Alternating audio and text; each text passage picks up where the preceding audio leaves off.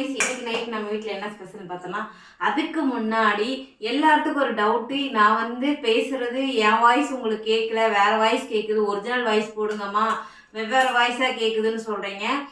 நான் வந்து என்னோட வாய்ஸில் தான் தாங்க பேசுகிறேன். நம்மளோட சேனலில் உங்களுக்கு அப்படி வருதுன்னா, நம்ம பார்க்குற வீடியோவுக்கு மேலே 3 டாட் இருக்கும், அதை கிளிக் பண்ணிங்கன்னா ஆடியோ செக்குன்னு இருக்கும், அதை கிளிக் பண்ணிங்கன்னா இங்கிலீஷ் தமிழ் இருக்கும். நீங்கள் தமிழை கொடுத்துட்டிங்கன்னா உங்களுக்கு ஆட்டோமேட்டிக்காக நார்மலாக நான் பேசுகிறது வரும்.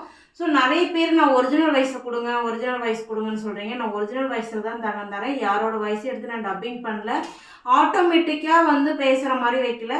என்னவா நான் பேசணும் அதுதான் அப்படியே வீடியோவை போடுறேன். உங்களுக்கு அப்படி வந்துச்சுன்னா எந்த ஒரு வீடியோலையுமே நீங்கள் மேலே இருக்க டாட்டை கிளிக் பண்ணிங்கன்னா அது வரும். நைட் என்ன ஸ்பெஷல் பார்க்கலாமா? சூடாக சாப்பாடு இப்போ குக்கர்லேருந்து மாற்றினேன். இது காலையில் ஆக்கின கொஞ்சோண்டு இருக்குது. அப்புறம் புது பாத்திரம் வாங்கினோடனே பருப்பு சாம்பார் ஊற்றி வச்சுட்டு இதில் எப்படி இருக்குது, அழகாக இருக்குது. அப்புறம் காலையில் செஞ்ச கருவேப்பிலை தொக்கு எடுத்து வச்சுருக்கேன். இந்த பக்கம் தயிர், மாவு அரைக்காதனால இதான் இன்றைக்கி நம்ம வீட்டில் ஸ்பெஷல். நம்ம வீட்டில் என்ன ஸ்பெஷல் கீழே மறக்காமல் கமெண்ட் பண்ணுங்கள். பாய்.